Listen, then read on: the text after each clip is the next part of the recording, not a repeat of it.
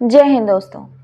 आज मैं आपको करवाऊंगी एनटीपीसी में 9 दिसंबर 2021 को जो भी जीएस का क्वेश्चन पूछा था उसको अपडेट करके और उस क्वेश्चन से अराउंड जितने भी क्वेश्चंस अदर एग्जाम्स में आए हैं या फिर इम्पॉर्टेंट हो जाते हैं उन सारी चीज़ों को। तो एक होल तैयारी आज की क्लास में होगी।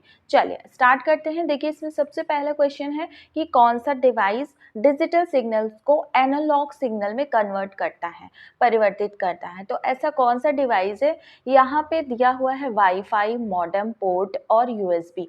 तो यहाँ पे कौन सा डिवाइस ऐसा काम करता है जो डिजिटल सिग्नल को एनालॉग सिग्नल मतलब होता है कंप्यूटर की समझने वाली भाषा में, तो उसमें कन्वर्ट करता है मॉडेम। पहले मॉडेम का ज़माना था, मतलब बहुत पहले मॉडेम यूज़ करते थे लोग, अब तो राउटर यूज़ करते हैं। ठीक है, चलिए अब आगे बढ़ते हैं। दूसरा कह रहे हैं भारत की सबसे लंबी नदी जो समुद्र से नहीं, मतलब समुद्र में नहीं बहती है, वो कौन सी है? तो सबसे लंबी नदी जो समुद्र में नहीं बहते हैं, यहाँ पे देखिए इसी ऑप्शन में बताना है। तो अगर हम यहाँ पे और अदर ऑप्शन होता तो हम और अदर ऑप्शन पे विचार करते, लेकिन यहाँ पे क्या है, यमुना नदी। तो यमुना क्या है? यमुना जो है गंगा की सहायक नदी है। और यहाँ पे मैंने ये नोट पॉइंट लिखा है, यही चीज़ पूछा जाता है एग्जाम में। तो यमुना पश्चिमी उत्तराखंड में यमुनोत्री से, देखिए यमुना कहाँ से यमुना का जन्म हुआ है, उद्गम स्थल है यमुनोत्री के पास, जो हिमालय है बंदरपुछ पर्वतमाला के ढलानों से निकलती हैं। अगर आपको यमुनोत्री ऑप्शन में आए तो यमुनोत्री लगा दीजिएगा, या बंदरपुछ वर्णमाला आए तो बंदरपुछ पर्वतमाला लगा दीजिएगा। ठीक है, चलिए अब आगे बढ़ते हैं। यहाँ पे ये देखिए, ये चीज़ बहुत इंपॉर्टेंट है। गंगा की सहायक नदियाँ पूछी जाती हैं। तो गंगा की सहायक नदियाँ ऐसा नहीं है कि बस आपको याद कर लेना है। गंगा की सहायक नदियाँ दाईं ओर से अलग सहायक नदी है, बाईं ओर से अलग सहायक नदी है। तो दाईं ओर से कम है, उसके अलावा बाईं ओर से ज़्यादा है। जैसे यमुना है गंगा के दाईं ओर की, सोन नदी है, पुनपुन नदी है, और एक और नदी है दामोदर नदी। तो ये जो 4 नदियां हैं ये गंगा के दाईं ओर से मिलती हैं। ठीक है, और बाईं ओर से मिलती हैं रामगंगा, गोमती, घाघरा, गंडक, कोसी, महानंदा। तो ये सारी जो नदियां हैं, ये सारी नदियां गंगा के बाईं ओर से मिलती हैं। आप इसको अच्छे से लर्न कर लीजिए। देखिए यहाँ पे मैं आपको अलग अलग क्लासेस भी दे सकती हूँ, छोटे छोटे वीडियोस भी बना सकती हूँ, लेकिन मेरा एक थीम ये है कि मुझे तैयारी करवाना है एज अ होल। ठीक है, तो उस हिसाब से मैं यहाँ पे तैयारी करवाती हूँ। अब ये देखिए, ये गंगा का प्रवाह सिस्टम है। यहाँ पे आपको देख के पता चल जाएगा। ये देखिए यमुनेत्री ग्लेशियर से यमुना जी निकली हैं और प्रयागराज में जाकर के मिली हुई हैं। और यहाँ पे सोन नदी देखिए कहाँ से निकली है, अमरकंटक से निकली है।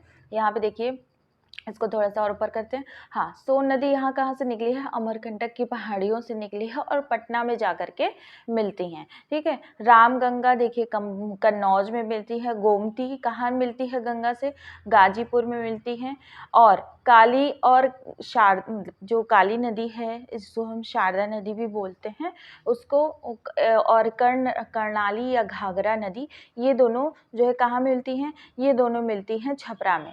मतलब यहाँ पे आकर के गंगा से मिल जाती हैं। ठीक, तो गंडक नदी कहाँ पे, सोनपुर में मिलती है, और कोसी नदी मिलती है कुर्सेला में। फरक्का बैराज जो है वहाँ पे क्या मिलती है, वहाँ पे महानदी मिलती है गंगा से। और उसके बाद गंगा जो है बांग्लादेश में जाकर के अलग नामों से प्रसिद्ध होती है। बांग्लादेश में गंगा को किस नाम से जानते हैं, तो पद्मा नाम से जानते हैं बांग्लादेश में। ठीक है, तो ये सारे जितने भी फैक्ट्स हैं, ये सारी चीज़ें अपने दिमाग में छाप लीजिएगा। क्वेश्चन यहीं से छपते हैं, यहीं से पूछे जाते हैं। ठीक है, तो चलिए अब आगे बढ़ते हैं। अब तीसरा प्रश्न क्या कह रहा है, भारत में किस फसल की सबसे अधिक खेती होती है? तो देखिए सबसे अधिक खेती जो है ना, चावल की होती है। लोग चावल खाना ज़्यादा पसंद करते हैं, और यहाँ पे मिट्टी भी उस हिसाब से है कि चावल की उपज ज़्यादा होती है। ठीक है, अब ये देखिए यहाँ पे हमने कुछ आपके लिए इम्पॉर्टेंट फैक्ट्स लिखा है। देखिए चावल के उत्पादन में अग्रणी राज्य कौन सा है? वेस्ट बंगाल। क्वेश्चन में ये भी पूछ सकते हैं, तो आपको चीज़ें तैयार करते हुए चलना है। देखिए मेरी क्लास में क्या है ना, आपको कहीं इधर-उधर भटकना नहीं पड़ेगा, अलग से सर्च नहीं करना पड़ेगा। एक फैक्ट्स के अलावा कई सारी चीज़ें जो कि एग्ज़ाम के पर्सपेक्टिव से ज़रूरी हैं, वो सारी चीज़ें तैयार हो जाएँगी। देखिए मैं यहाँ पे ना जितने भी जीएस के सेशंस ले रही हूँ ना, ये एनटीपीसी के, तो मुझे खुद मिल रहा है पीछे, मतलब जैसे मैंने टॉपिक पढ़ाया मान लीजिए गंगा का प्रवाह, तो उस सिस्टम से रिलेटेड अदर क्वेश्चंस भी मिल रहे हैं। तो आपको भी इसी तरह से, जैसे मैं यहाँ होल तैयारी करवा रही हूँ, तो आपको उस तरह से होल तैयारी करनी है, ऐसा नहीं कि बस क्वेश्चन पढ़ लिया, ठीक। अब देखिए गेहूं में उत्तर प्रदेश, ठीक है, गेहूं में उत्तर प्रदेश, ज्वार में कौन है? महाराष्ट्र। ये अभी अभी का डाटा है, ऐसा नहीं कि बहुत पुराना डाटा है, 2024 का ही डाटा है, जहाँ मैं बिल्कुल रिसेंट की चीज़ें यहाँ पे दूंगी। दालों में राजस्थान है, और कर्नाटक में क्या चीज़ें होती हैं? कर्नाटक में रागी और मक्का होता है, ठीक है। रागी और मक्का सबसे ज़्यादा कहाँ के होता है? कर्नाटक में होता है। गेहूँ, देखिए अब इसको अच्छे से दिमाग में छाप लीजिए, अगर क्वेश्चन आएगा तो यहाँ से आप टिक कर लेंगे, ठीक है। अब क्वेश्चन कहीं नहीं जाने वाला, बस आपको हौसला रखना है और बनाए रखना है कि बस मुझे सिलेक्शन लेना है, पढ़ना है, बस आगे बढ़ना है। क्वेश्चन नंबर 4 है कि सोने की कीमत किस शहर में निर्धारित की जाती है? तो यहाँ पे देखिए, यहाँ पे भारत के कोई भी शहर नहीं दिया गया है। भारत का अगर कोई शहर ना दिया गया हो तो आप लंदन लगाएंगे, ठीक है। अगर भारत के बहुत सारे शहर दिए गए हैं या फिर कुछ कंपनीज वगैरह दी गई हैं, तो आप लगाएंगे multi commodity exchange of India, ठीक है। Multi commodity exchange of India. तो MCX पे क्या होता है? सोने की, चांदी की, चावल की, कपास की, कृषि जितने उत्पाद होते हैं, कच्चे तेल, प्राकृतिक गैस, तो इन सबको अच्छे से दिमाग में छाप लीजिए, ठीक है। तो ये भी पूछा जा सकता है ना, ज़रूरी नहीं कि आगे इस बार, मतलब कि पिछले बार सोना पूछा था तो इस बार भी सोना ही पूछेगा, चांदी पूछा था चांदी ही पूछेगा, नहीं। चावल भी पूछ सकता है, कपास भी पूछ सकता है, कच्चा तेल, प्राकृतिक गैस, तो यहाँ पे सारी चीज़ें आप अच्छे से देख लीजिए, ठीक है। तो तैयारी एक जेन्युइन बच्चे ऐसे ही करते हैं। चलिए अब यहाँ पे विटामिन की बात आ गई। कौन सा ऐसा विटामिन होता है जो रक्त के थक्के के लिए महत्वपूर्ण होता है? जब आपका कहीं कट जाता है, उसके बाद कुछ देर तो रक्त बहता है, लेकिन क्या होता है, कुछ देर बाद रक्त जो है वहाँ पे जम जाता है। तो जमना ज़रूरी भी है। तो ये किस विटामिन के कारण होता है? विटामिन के कारण होता है। अगर विटामिन के की कमी हो गई तो रक्त का थक्का नहीं जमेगा। चलिए अब विटामिन्स के बारे में पढ़ लेते हैं हम, क्योंकि अब विटामिन्स की बात आई है तो हम ये टॉपिक भी कंप्लीट कर लेते हैं। ठीक है, विटामिन ए है। विटामिन ए का क्या है नाम होता है? विटामिन ए का नाम रेटिनॉल है, जिसकी कमी से रतौंधी रोग हो जाता है, आंखों की कमजोरी। और विटामिन B1, अब देखिए B1 से लेकर के ऐसे ही है। विटामिन B1 में है थायमीन, तो विटामिन बी का नाम थायमीन है। और विटामिन B1 से अगर कुछ कमी हो जाती है तो बेरी-बेरी नाम का रोग हो जाता है। तो पूछते हैं बेरी-बेरी रोग किसकी कमी से होता है? अगर विटामिन B1, B2, B3 दिया है तो हम B1 पे लगाएंगे। अगर ABC vitamin A, B, C, D, E, K दिया है तो आप विटामिन B लगाएंगे, ठीक है। विटामिन B2 की कमी से क्या होता है? त्वचा का फटना होता है और किलोसिस होता है। तो ये क्या है? ये राइबोफ्लेविन, ठीक है। इसका रासायनिक नाम है राइबोफ्लेविन। तो रासायनिक नाम जरूर याद कर लीजिए। Vitamin A retinol, vitamin B1 thiamine, B2 riboflavin. अब उसके बाद विटामिन B3 नियासिन, जिसकी कमी से पेलेग्रा हो जाता है। पेलाग्रा जो है मतलब त्वचा का ही बीमारी होता है, दाद टाइप का। और विटामिन B5 को बोलते हैं पेंटाथेनिक अम्ल। तो देखिए विटामिन B5 तो पेंटा हो गया ना, तो इस तरह से आपका थोड़ा सा ट्रिक भी हो जाता है। विटामिन B5 क्या है? इसकी कमी से मंदबुद्धि हो जाती है या बालों का सफ़ेद होना हो जाता है विटामिन B5 की कमी से, ठीक है। विटामिन B6 क्या है? पायरिडॉक्सिन। देखिए 6 यहाँ पे कुछ ऐसा साउंड सा आ रहा है ना 6 का, तो इस तरीके से आप लर्न करते हैं। विटामिन B6 पैराडॉक्सिन, जिसकी कमी से होता है एनीमिया रोग और चर्म रोग हो जाता है, ठीक है। एनीमिया मतलब खून की कमी, तो खून की कमी हो जाती है। विटामिन B7 का मतलब होता है बायोटिन।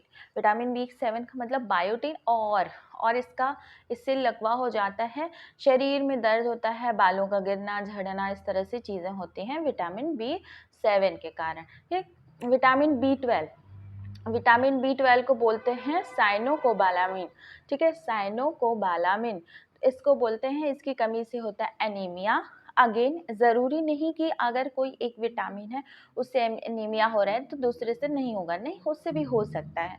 तो यहाँ पे विटामिन बी की कमी से भी एनीमिया होता है और पांडु रोग होता है। ठीक है, पांडु रोग होता है विटामिन बी 12 की कमी से। अब यहाँ पे विटामिन सी की कमी से क्या होता है, मसूड़े में सूजन आ जाती है, फूलन आ जाती है, मसूड़े सूज जाते हैं और स्कर्वी रोग हो जाता है।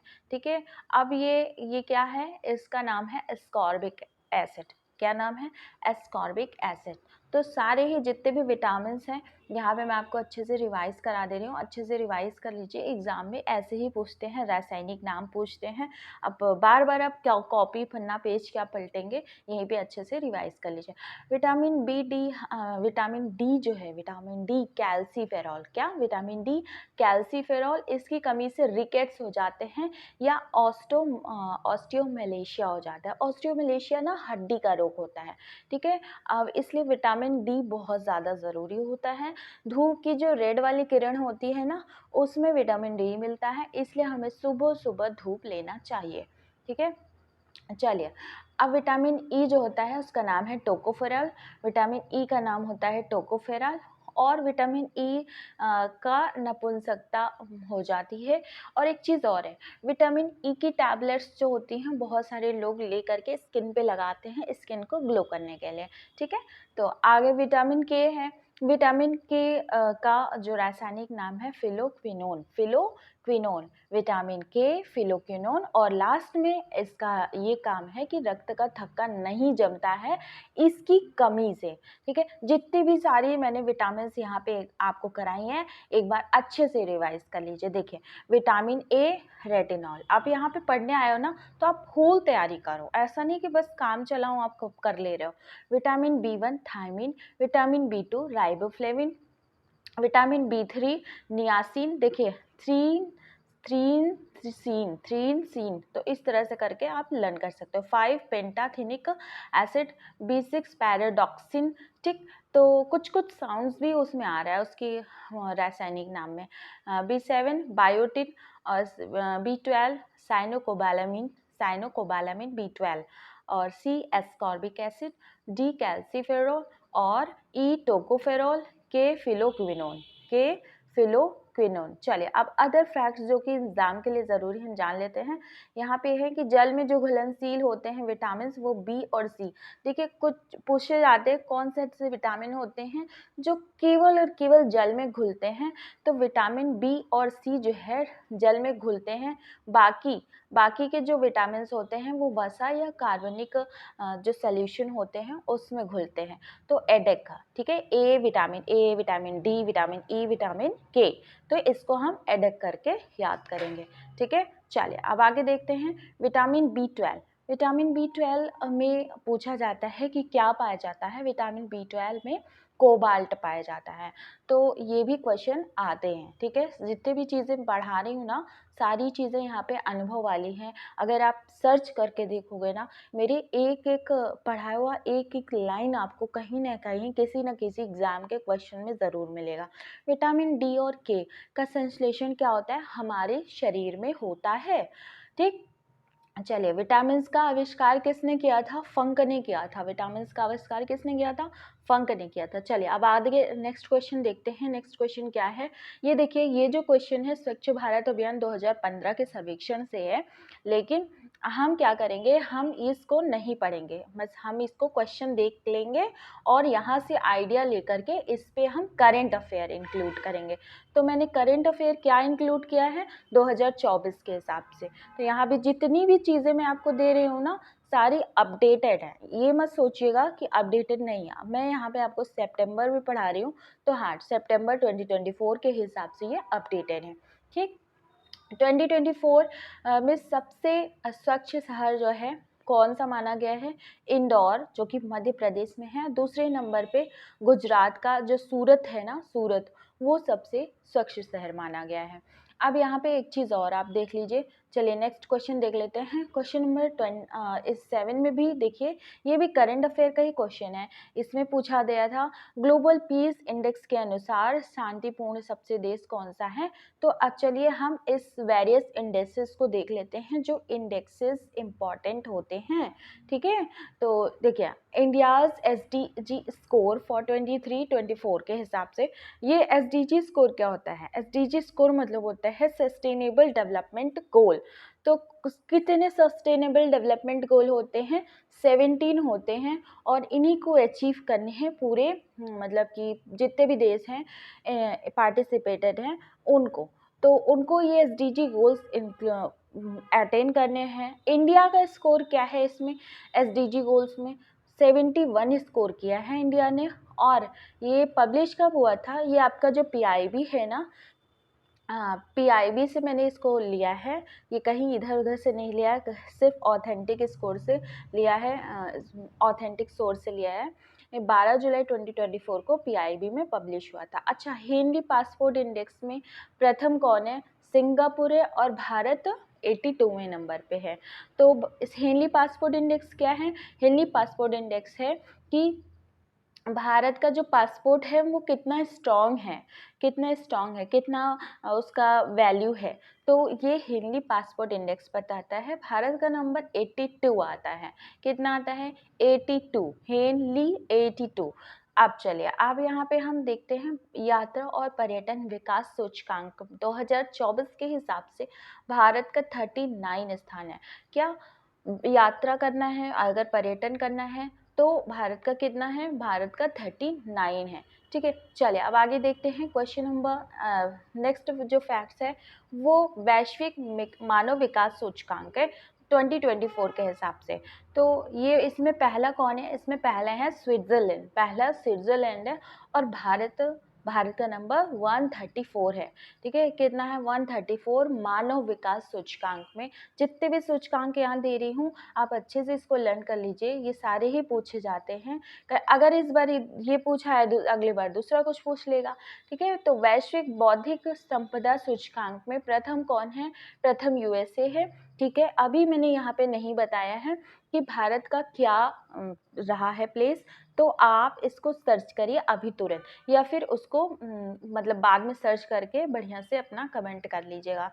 लेकिन चलिए ठीक है। विश्व खुशहाली सूचकांक जो वर्ल्ड हैप्पीनेस इंडेक्स है उसमें प्रथम कौन है? फिनलैंड है, और भारत 126वें नंबर पे है, ठीक है। चलिए, कितना खुशहाली, कितना खुश है भारत? 126 खुश है, मतलब 126 का आंकड़ा है खुश में वर्ल्ड हैप्पीनेस इंडेक्स में। इतना पीछे है, सोचिए, मतलब फिनलैंड कहाँ है। और एक चीज़ और, ये जो फिनलैंड है ना, ये कौन सी कंट्रीज़ का पार्ट है? तो ये भी पूछे जाते हैं। तो कौन सी कंट्रीज़ का पार्ट है? स्कैंडिनेवियन कंट्रीज़ हैं कुछ, तो यूरोप में उसका पार्ट है, ठीक है। आप उसको सर्च करिएगा, अदर कंट्रीज़ को भी देख लीजिएगा। Asia power index, Asia power index report 2024 में सबसे पहला आया है USA। तो USA सबसे पहला आया है, सबसे पावरफुल USA को माना गया है, दूसरा चीन को माना गया है, और तीसरा भारत को माना गया है। बहुत बड़ी बात है, अगर तीसरा भारत को मान लिया गया है, ये रिपोर्ट है तो बहुत बड़ी बात है। अब यहाँ पे मैंने आपको बता ही दिया है कि भारत का जो बौद्धिक संपदा सूचकांक है वो कितना है? 42 है, ठीक है। तो कुछ चीज़ें ऐसी होती हैं जो ठीक है इम्पॉर्टेंट हैं, तो आपको थोड़ा बहुत तो सर्च करना ही चाहिए। प्रेस स्वतंत्रता सूचकांक में सबसे पहला कौन है? नॉर्वे है। देखिए नॉर्वे की जो प्रेस है, जो मीडिया है, उसको काफ़ी ज़्यादा स्वतंत्रता है।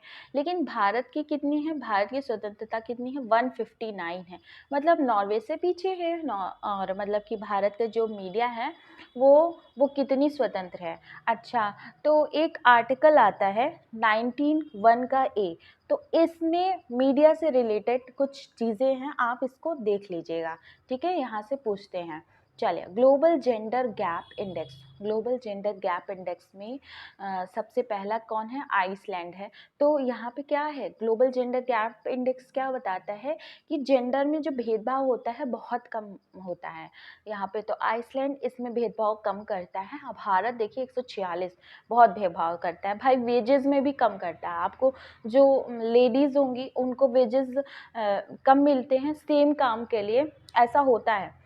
सेम काम के लिए अनऑर्गेनाइज्ड सेक्टर की बात कर रही हूँ मैं, ऑर्गेनाइज सेक्टर की बात नहीं कर रही हूँ। और इंडिया में जितने भी अनऑर्गेनाइज सेक्टर हैं उन सब में ऐसा होता है कि लेडीज़ को सेम वर्क के लिए कम पैसे मिलते हैं और मेंस को ज़्यादा मिलते हैं। तो चलिए अब आगे हम देख लेते हैं। प्रश्न नंबर 8 क्या कह रहा है? चिपको आंदोलन। चिपको आंदोलन कहाँ से शुरू हुआ है? तो चिपको आंदोलन शुरू हुआ है, देखिए यहाँ पे चिपको आंदोलन का तो कुछ भी नहीं दिया गया है, ये यहाँ पे ये ऑप्शन ही गलत है, लेकिन हो सकता है कहीं मतलब कि टाइप करने में ही मिस्टेक हो। तो चिपको आंदोलन आपका कहाँ का है? उत्तराखंड का है, ठीक है। और यहाँ पे उत्तर प्रदेश हो सकता था, ठीक है, ये उत्तर प्रदेश हो सकता था, क्योंकि जब चिपको आंदोलन हुआ था ना, तब तो उत्तर प्रदेश का विभाजन नहीं हुआ था। सन 2000 में उत्तर प्रदेश का विभाजन हुआ है, तब जाके उत्तराखंड बना है। और चिपको आंदोलन उसके बहुत पहले हुआ था। तो ये हमको लग रहा है कि यहाँ पे अरुणाचल की जगह यहाँ पे उत्तर प्रदेश होना चाहिए था। चलिए कुछ हम पर्यावरण के जो संबंधित इम्पॉर्टेंट आंदोलन हैं इससे रिलेटेड, उसके बारे में जान लेते हैं, क्योंकि पर्यावरण से संबंधित जितने भी आंदोलन हैं पूछे जा सकते हैं और पूछे भी गए हैं। चलिए यहाँ पे देखिए, चिपको आंदोलन यहाँ पे उत्तराखंड कब हुआ था? पेड़ों को काटने से है 1973 में। मैंने कहा ना चिपको आंदोलन बहुत पहले हुआ था 1973 में। अच्छा, नेतृत्व किसने किया था? सुंदर लाल बहुगुणा जी ने नेतृत्व किया था। अभी हाल ही में तो इनकी मृत्यु हुई है, 2-3 साल हुए। तो ये चंडी प्रसाद भी इनके साथ थे और एक लेडीज भी थी, आप उनका नाम सर्च करके लिखिएगा।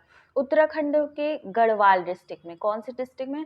गढ़वाल क्षेत्र में, चमोली जिले में, रेनी गांव में, ठीक है। इतनी सारी इन्फॉर्मेशन मैंने आपको दी। सबसे पहले आपको याद रखना है उत्तराखंड, ठीक है। उसके बाद कहाँ पे? गढ़वाल क्षेत्र, फिर चमोली जिला, फिर रेनी गांव। तो आपको क्या करना है? आपको ये जो चारों चीज़ें हैं, ये चारों चीज़ें अच्छे दिमाग में छाप लेना है, और ये ईयर भी छाप लेना है। ऐसा नहीं कि आपका ईयर इंपॉर्टेंट नहीं है, ईयर पूछ सकते हैं, ठीक है। चलिए अब इसी का एक जुड़वा भाई है एपिको आंदोलन। ऐसा पूछा गया है, ऐसा नहीं कि मैं ऐसे फालतू में कह रही हूँ, नहीं। देखिए क्वेश्चन क्या पूछा है कि कौन सा ऐसा आंदोलन है जो साउथ में है, वो चिपको की ही तरह है, चिपको आंदोलन की ही तरह एक अदर आंदोलन है, जो दूसरा आंदोलन है वो कौन सा है जो कि साउथ में मनाया जाता, मतलब साउथ में हुआ था। तो 1983 में कर्नाटक में एपिको आंदोलन हुआ था। इसके जो नेतृत्वकर्ता थे पांडुरंग हेगड़े थे। इसमें भी क्या हुआ था? सेम वही, पेड़ों से चिपक करके पेड़ों को बचाने की कोशिश की गई थी। अब साइलेंट वैली भी जो है क्या है? साइलेंट वैली भी पर्यावरणीय आंदोलन है, केरला में हुआ था, और सदाबहार वन को बचाने के लिए साइलेंट वैली का हुआ था आंदोलन। नर्मदा बचाओ आंदोलन 1985 में। अब मेधा पाटेकर को तो आप बिल्कुल मत भूलिएगा, मेधा पाटेकर, अरुंधति नायर, आमिर खान, बाबा आमरे। तो ये जो 4 लोग हैं ना, ये 4 लोग नर्मदा बचाओ आंदोलन से जुड़े हुए हैं। तो इनको पूछा जा सकता है कि नर्मदा बचाओ आंदोलन मतलब कि कहाँ पे हुआ था? तो ये पूछा जा सकता है कि 1985 में हुआ था, या इस तरह से। तो जितनी भी चीज़ें हैं मैंने यहाँ पे आपके लिए लिख दी हैं, ठीक है। अच्छा, तो नर्मदा नदी का जो उद्गम स्थल है वो कहाँ पे है? ये अमरकंटक की पहाड़ी से निकलती है और जा कर के कहाँ पे गिरती है? अरेबियन सी में गिरती है, ठीक है। बे ऑफ बंगाल में नहीं गिरती। ये नदी एक ऐसी है जो उल्टा चलती है, और इस नदी की बहुत खासियत है। और वैसे तो मैं इस नदी के पास ही रहती हूँ, तो तो और इसके बाद यहाँ ये जो नर्मदा नदी है, ये एक ऐसी नदी है, इसमें बोल जाता है इसके पत्थरों में शंकर जी का वास है, ऐसा बोलते हैं। तो यहाँ पे जो नर्मदा नदी है, यहाँ के जो पत्थर होते हैं संगमरमर के, जो इसके आसपास के पत्थर होते हैं वो बहुत प्रसिद्ध होते हैं, ठीक है। चलिए, तो अलग सी बात हो गई, मैंने आपको बता दी। कुछ और भी बताने वाली थी पर अभी दिमाग से स्लिप कर गया, नहीं तो भी बताती इसके बारे में। और विश्नोई आंदोलन, विश्नोई आंदोलन कहाँ पे हुए? विश्नोई आंदोलन राजस्थान का आंदोलन है। तो ये जोधपुर के पास खेजड़ी गांव है ना राजस्थान में, वहाँ पे हुआ था। और इसकी जो नेतृत्वकर्ता थी अमृता देवी थी, अमृता देवी थी। और इसको इसको जो मतलब अमृता देवी थी, और इसको विश्नोई समुदाय के लोगों ने क्या किया था? आंदोलन किया था। अच्छा, विश्नोई समुदाय के लोग ना पेड़ों को क्या करते थे? अपने घर परिवार के जैसे मानते थे, मतलब परिवार का सदस्य मानते थे, इतना मानते थे। और विश्नोई आंदोलन जब हुआ था तो बहुत सारे लोगों ने अपनी जान दे दी थी पेड़ों को बचाने के लिए। बहुत सारे 100 लोगों ने, मतलब कि 100 से ज़्यादा, लगभग 200 होंगे, जो भी मैंने आंकड़ा देखा था। ठीक है, तो इतने लोगों ने पेड़ों को बचाने के लिए अपनी जान दे दी थी। और ये विश्नोई संप्रदाय के जो गुरु होते हैं, पूछा गया है प्रश्न, तो श्री गुरु जंभेश्वर या फिर जंभोजी, जंभोजी विश्नोई इस संप्रदाय के संस्थापक थे। ठीक है, विश्नोई संप्रदाय के। चलिए, अब प्रश्न नंबर 9 क्या पूछा है? युगांडा की राजधानी बतानी है। तो युगांडा की राजधानी कौन सी है? चलिए, मैं आपको यहाँ पे, ये युगांडा है क्या? ये युगांडा देश है। ये युगांडा देश है तो कहाँ का देश है? अफ्रीका का देश है। तो अफ्रीका के जितने भी हैं, चलिए हम आपको रिवाइज करा देते हैं। ठीक है, अफ्रीका में कितने देश हैं? कुल 54 देश हैं। अफ्रीका जो महाद्वीप है ना, अफ्रीका महाद्वीप है, उसमें कितने टोटल देश हैं? देखिए 54 टोटल देश हैं। और जो अफ्रीका का सबसे बड़ा देश कौन सा है? अल्जीरिया। अल्जीरिया अफ्रीका का सबसे बड़ा देश माना जाता है, क्या है ही। और अफ्रीका का जो सबसे छोटा है वो सेशेल्स है। सेशेल्स जो है अफ्रीका का सबसे छोटा देश है। अब यहाँ पे मैंने कुछ लिखा है कि जो अफ्रीका के भूमध्य सागर से, अफ्रीका ऐसे है ना, तो उसके ऊपर भूमध्य सागर है। तो अफ्रीका के जो भूमध्य सागर तटीय क्षेत्र हैं, देश हैं, उनके बारे में और उनकी राजधानियों के बारे में आप देख लीजिए। देखिए, मोरक्को है, मोरक्को की राबट है। अल्जीरिया की अल्जीरियर्स है। ट्यूनीशिया की ट्यूनिस है। लीबिया की ट्राइपोली है। मिस्र की कायरा है। देखिए, कायरो भी लिखा है, कहीं कहीं कायरा भी होता है। और आगे देखिए, अब रेड सागर और अदनान की खाड़ी। तो अब ये जैसे ऐसे हो गया ना, यहाँ पे ऐसे ऐसे करके अफ्रीका हुआ ना। तो यहाँ पे भूमध्य सागर था, एक मिनट, यहाँ पे भूमध्य सागर था ऊपर, हाँ, यहाँ पे इस तरह से करके अफ्रीका है। तो यहाँ पे भूमध्य सागर था और यहाँ पे रेड सी है। ठीक है, यहाँ पे रेड सी है। तो अब इसी रेड सी से कितने देश टच में हैं? कितने देश टच में हैं, ये पूछा जाता है ना, इसलिए मैंने अलग अलग कर दिया है। सूडान है, सूडान का राजधानी खार्टूम। इरिट्रिया है, अस्मारा। जिबोटी है का जिबोटी ही। सिमोलिया का मेगादिश। ठीक है, मोगदिशु क्या बोलते हैं इसको, मोगदिशु। तो कहीं कहीं मेगादिशु भी आ जाता है, तो इसलिए मैंने बोल दिया था। हिंद महासागर के जो तटीय क्षेत्र हैं, अब यहाँ पे जो अफ्रीका है इस तरह से आ गया। अब यहाँ पे नीचे इधर तरफ हिंद महासागर है ना, इस तरफ। तो इस तरफ हिंद महासागर में कितने देश हैं? यहाँ पे केन्या है, देखिए केन्या है, केन्या का नैरोबी है। तंजानिया का डोडोमा। मोजाम्बिक का मापुतो, मैपुतो लिखा है यहाँ पे, पर मापुतो भी होता है कहीं कहीं। और जो दक्षिण अफ्रीका है ना, इसका 3 राजधानी है। तो प्रशासनिक राजधानी प्रीटोरिया होता है, प्रीटेरिया ऐसे करके है। प्रीटोरिया भी कहीं कहीं होता है, प्रीटेरिया भी ऐसे लिखा है, लेकिन आपको चीज़ें देख लेनी है। केप टाउन विधायी राजधानी है। और ब्लोएम 14 क्या है? न्यायिक राजधानी है। ठीक है, तो अफ्रीका की अगर वैसे राजधानी पूछा जाए तो आप सिर्फ और सिर्फ 2 बताओगे, लेकिन अगर ब्लोएम 14 भी न्यायिक पूछा जाए तो बता दोगे। ठीक है, चलिए अब आगे देखते हैं। अटलांटिक महासागर, जो अब यहाँ से ऐसे ऐसे करके ऐसे ऐसे अफ्रीका है। अब यहाँ पे जो अटलांटिक महासागर है उसके बारे में हम देखते हैं, उसके बारे में वहाँ से कौन कौन से देश सटे हुए हैं। नामीबिया है, विंडहोक, अंगोला का लुआंडा, कांगो लोकतांत्रिक गणराज्य, इसकी जो राजधानी है किंशासा होती है। और इसमें कांगो गणराज्य की राजधानी ब्रेजाविल कांगो गणराज्य की है। गैबन की है लिब्रेविल। ठीक है, लिब्रेविल। भूमध्य रेखीय गिनी है, गिनी की राजधानी है मालाबो। और कैमरून की है याउंडे। नाइजीरिया की अबुजा है। नाइजीरिया की अबुजा है, बेनिन का पोर्टो नोवो, ठीक है, बेनिन का पोर्टो नोवो।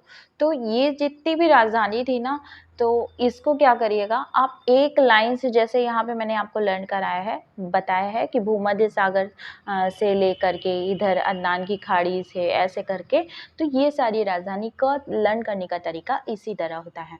तो आप इसको अच्छे से लर्न कर लीजिए। अब यहाँ पे देखिए, टोगो, टोगो का लोम होगा, घाना का अकरा होगा, कोत देइयोवार को क्या होगा, ये देखिए ये वाले तो नहीं पूछा जाता। लाइबेरिया का पूछा जाएगा, तो और सियरा लियोन का पूछा जाएगा, गिनी का पूछा जाएगा, गिनी बिसाओ को पूछा जाएगा, सेनेगल का डकार ये भी पूछा जाता है, जाम्बिया का बंजुल और मारी टानिया का नौकचोट।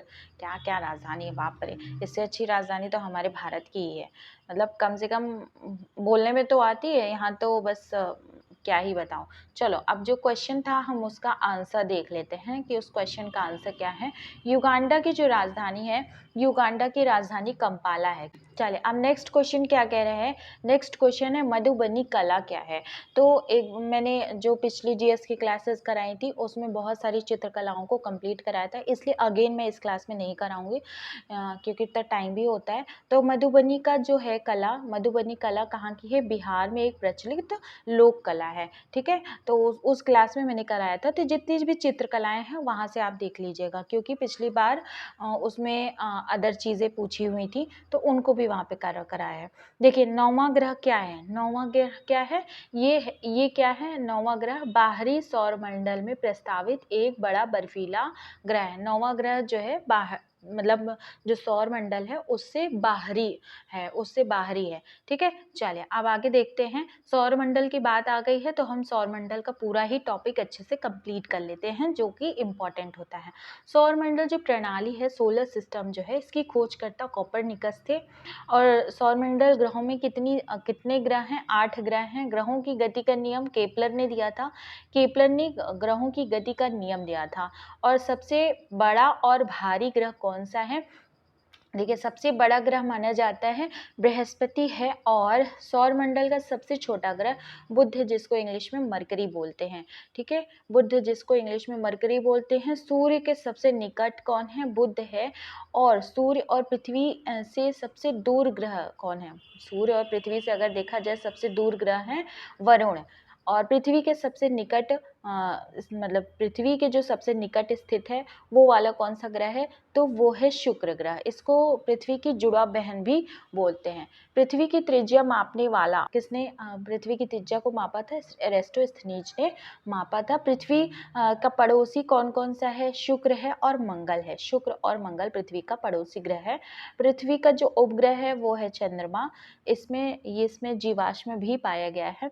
पृथ्वी का निकटतम तारा सूर्य माना जाता है, और सूर्य का निकटतम तारा क्या है, प्रॉक्सिमा सेंचुरी। तो ये सारी चीज़ें जितने भी फैक्ट्स यहाँ पे करा रही हूँ ना, कहीं कहीं आपको पूछे जा सकते हैं। सर्वाधिक जो चमकीला ग्रह होता है या फिर गर्म होता है, शुक्र होता है। देखिए सबसे नज़दीक होता है सूर्य के बुध, लेकिन शुक्र जो होता है वो ज़्यादा गर्म होता है, बुध नहीं होता। इसलिए ये कॉन्सेप्ट मत लगाइएगा कि बुध जो है नज़दीक होता है तो बुध ज़्यादा गर्म होता है, नहीं। सर्वाधिक ठंडा ग्रह कौन है, वरुण। वरुण तो बहुत ज़्यादा दूर है और वहाँ पे मतलब बहुत ज़्यादा ठंडा है। तो सर्वाधिक जो उपग्रहों वाला ग्रह कौन सा है, जिसके पास उपग्रह, जिसके पास बहुत ज़्यादा सैटेलाइट्स हैं, वो बृहस्पति है, जिसके 67 सैटेलाइट्स हैं। अच्छा, बिना उपग्रहों वाला ग्रह जिसके पास कोई भी उपग्रह नहीं है, वो बुध और शुक्र है। लाल और हरा ग्रह कौन सा है, देखिए लाल, यहाँ पे मैंने लाल मंगल कलर से किया है, तो लाल कलर का मंगल है और वरुण जो है हरे कलर का है, ठीक है। पीला ग्रह बृहस्पति का है और नीला पृथ्वी का है, ठीक है। पीला बृहस्पति, नीला पृथ्वी। लेटा हुआ ग्रह यूरेनस। जो ग्रह अगर जिसको पूछा जाए कि कौन सा ऐसा ग्रह है जो लेटा हुआ है, तो यूरेनस। सर्वाधिक गैसों से घिरा हुआ कौन सा है, अरुण। अरुण जो यूरेनस है ये लेटा हुआ भी है और बहुत ज़्यादा गैसों से घिरा हुआ ग्रह है। सबसे कम घनत्व वाला ग्रह कौन सा है, कम घनत्व, घनत्व मतलब डेंसिटी, तो जिसकी डेंसिटी बहुत कम है वो है शनि ग्रह, पृथ्वी की बहन या जुड़वा बहन किसे बोलते हैं? शुक्र को बोलते हैं। भोर या सांझ का तारा भी शुक्र को ही बोलते हैं, जिसको इंग्लिश में वीनस बोलते हैं। अब यहाँ पे करके सबसे बड़ा उपग्रह कौन सा है? गैनीमेड, जो बृहस्पति का है। बृहस्पति का जो उपग्रह है वो सबसे बड़ा उपग्रह है। और सबसे छोटा उपग्रह डिमोस। सबसे छोटा उपग्रह किसका है? डिमोस। और डिमोस किसका उपग्रह है? मंगल का उपग्रह है। तो मंगल का जो उपग्रह है वो सबसे छोटा है, जिसका नाम डिमोस है। और मंगल के अदर उपग्रह कौन से हैं? फोबोस और डिमोस बहुत ज़्यादा प्रचलित है। ठीक है। शनि का सबसे बड़ा उपग्रह कौन सा है? टाइटन। टाइटन जो है शनि का सबसे बड़ा उपग्रह है। अब यहाँ पे शनि में जो छल्ले पाए जाते हैं ना, वो कितने पाए जाते हैं? उसकी संख्या 7 है।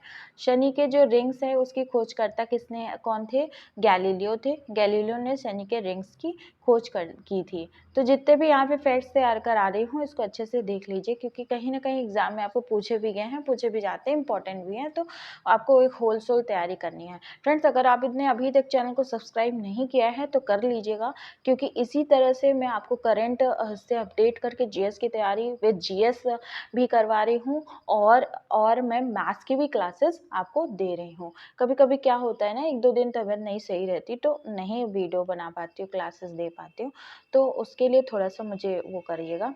लेकिन यहाँ पे क्या है कि आपको सारी चीज़ें अच्छे से मिल जाएंगी।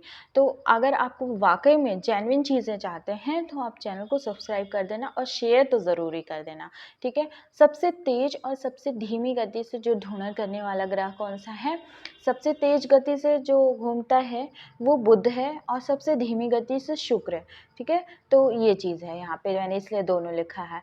पृथ्वी की जो विपरीत दिशा में, मतलब पूर्व से पश्चिम दिशा में जो चक्कर लगाता है, देखिए सारे ग्रह क्या करते हैं? पश्चिम से पूर्व की तरफ चक्कर लगाते हैं, लेकिन जो 2 ग्रह ऐसे हैं वो पूर्व से पश्चिम की तरफ चक्कर लगाते हैं। तो शुक्र और अरुण ऐसे 2 ग्रह हैं।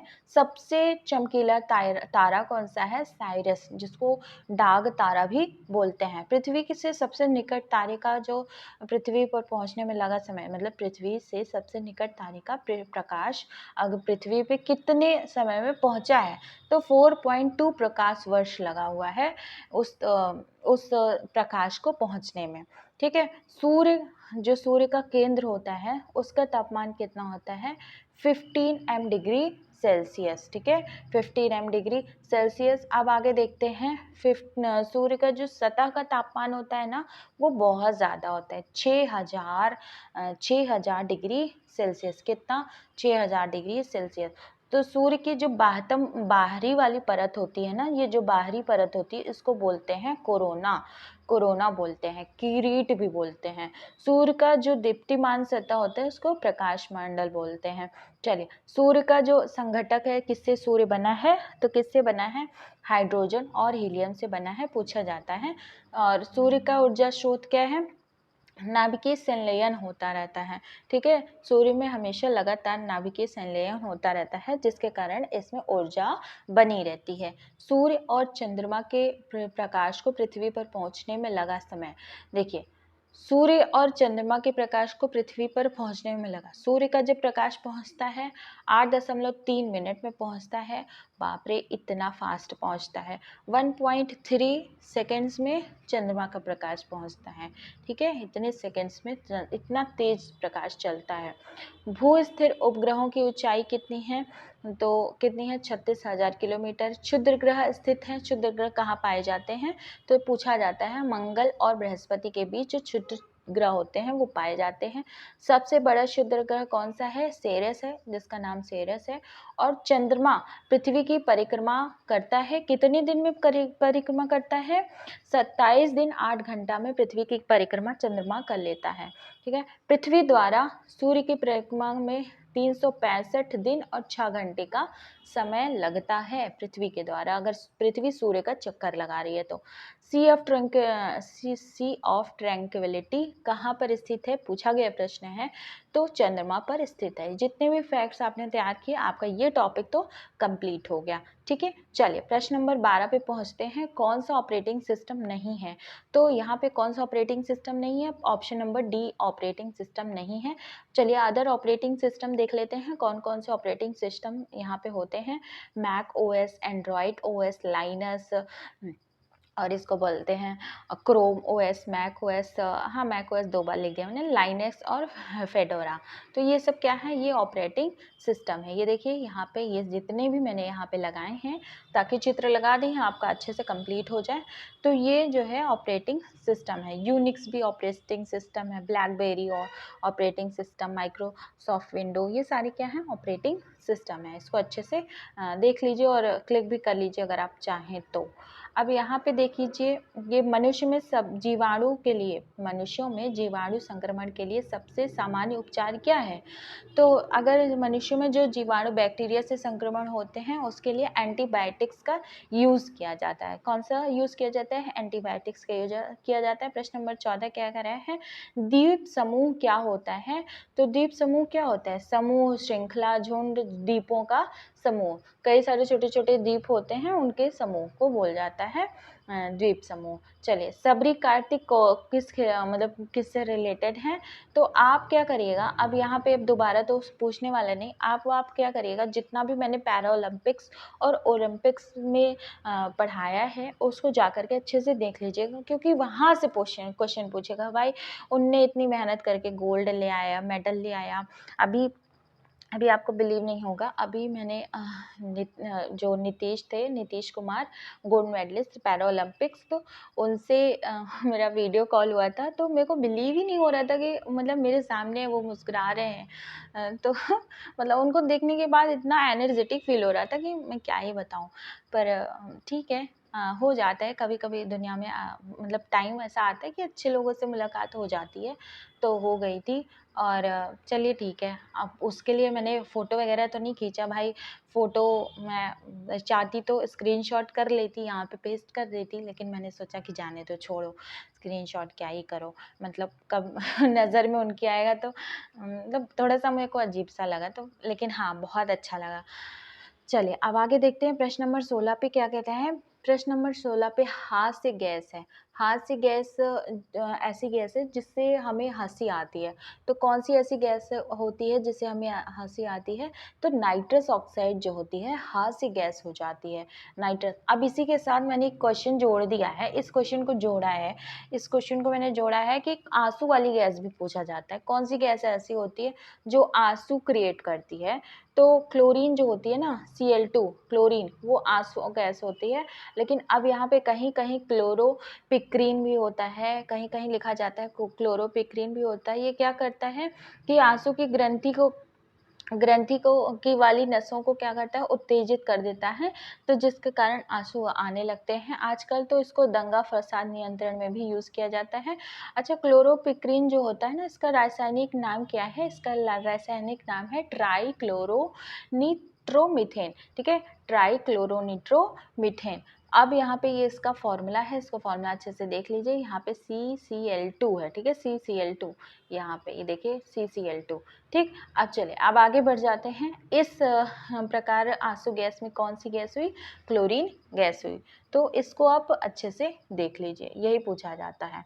चलिए अब आगे देख लेते हैं क्या पूछा है कि ये जो 4 युग्म है, कौन सा युग्म सही है, कौन सी वर्षगांठ को क्या वर्षगांठ कहते हैं? तो चलिए यहाँ पे हम आपके लिए पूरा ही कंप्लीट लेके आए हैं। अगर सिल्वर जुबली होती है तो 25 ईयर्स की होती है, रूबी जुबली होती है 40 ईयर्स की होती है, गोल्डन जुबली होती है 50, डायमंड जुबली 60, और सैफायर जुबली के 65, और प्लैटिनम जुबली जो होती है वो 70 वर्ष की होती है। ठीक है, तो ये सारी जुबलीज अच्छे से लर्न कर लीजिए। यहाँ पे मैंने आपके लिए लर्न दिखा दिया है। और नेक्स्ट इसमें देखते हैं, प्रश्न नंबर 19 क्या पूछा है कि भारतीय मुद्रा नोट किस स्थान पर छापे जाते हैं? तो भारतीय जो मुद्रा नोट होते हैं वो कहाँ पे छापे जाते हैं? मुख्यतः 4 जगहों पे छापे जाते हैं। यहाँ पे मैंने चारों जगहों का नाम लिखा है। पहला है नासिक में छापा जाता है, महाराष्ट्र में, और देवास मध्य प्रदेश में, मैसूर कर्नाटक में, और साल्बोनी पश्चिम बंगाल में। ठीक है, तो ये चारों आप अच्छे से लर्न कर लीजिए। ज़रूरी नहीं कि आपको एक ही ऑप्शन दे, आपको मतलब 4 ऑप्शन दे करके ये भी पूछ सकता है ना कि कौन सा है कौन सा नहीं है, या फिर 3 दे सकता है ना, तो इस तरह से करके है। चलिए अब इसमें प्रश्न नंबर 20 पे आते हैं। कि जनवरी 1610 में गैलीली द्वारा खींचा गया, मतलब कि जो खोजा गया कि बृहस्पति के कितने चंद्रमा पाए गए, तो बृहस्पति के 4 चंद्रमा इनके द्वारा खोजे गए थे। ठीक है, किनके द्वारा खोजे गए थे? चंद्रमा गैलीलियो के द्वारा खोजे गए थे। और इस क्वेश्चन को पूछा था तो इसके बारे में मैंने कुछ लिखा हुआ है, इसको आप देख लीजिए। देखिए, शनि के छल्लों को भी इन्होंने ही खोजा था, शुक्र के चरणों को भी इन्होंने खोजा था, शुक्र के चरण कितने होते हैं, और सूर्यास्त और ऊबड़ खाबड़ जो चंद्रमा की सतह है इसका भी वर्णन इन्होंने ही किया था। इनके द्वारा जो 4 चांद खोजे गए थे वो कौन से थे? आईओ, यूरोपा, गैनीमेड और कैलिस्टो, ये 4 चांद इनके द्वारा खोजे गए थे। अब जुलाई 2018 में क्या है, हम पता चला है कि चंद्रमा जो बृहस्पति के कितने ग्रह चंद्रमा की घोषणा कर दी गई है। अब ये जुलाई 2018 का है करंट, ये 79 चंद्रमा की घोषणा की गई है। अब यहाँ पे देख लेते हैं आगे, बृहस्पति सौर मंडल का सबसे बड़ा ग्रह है, यह हमारे सौर मंडल का सबसे भारी ग्रह भी है। तो फ्रेंड्स, आज की क्लास हम यहीं तक लेते हैं क्योंकि क्लासेस काफ़ी लंबी हो जाती हैं, तो मेरे मोबाइल में तो भाई इतना स्पेस नहीं रहता कि मैं अपलोड कर पाऊँ, और उतना क्वालिटी का भी नहीं है। तो ठीक है, आप क्या करिएगा, आप वीडियो को ज़्यादा से ज़्यादा लोगों में शेयर कर दीजिएगा ताकि वो भी अच्छे से पढ़ें, और अगर आप चैनल पे नए हो तो सब्सक्राइब ज़रूर कर लीजिएगा। ठीक है, लाइक भी किया करिए, लाइक से पता चलता है कि आपको पसंद आया कि क्या है। तो इस तरह की चीज़ें मुझे फीडबैक मिलता है, तो आपको फीडबैक ज़रूर देना है मुझे। ठीक है, चलिए फिर मिलते हैं नेक्स्ट क्लास में, तब तक के लिए बाय बाय, टेक केयर, नमस्कार, जय हिंद।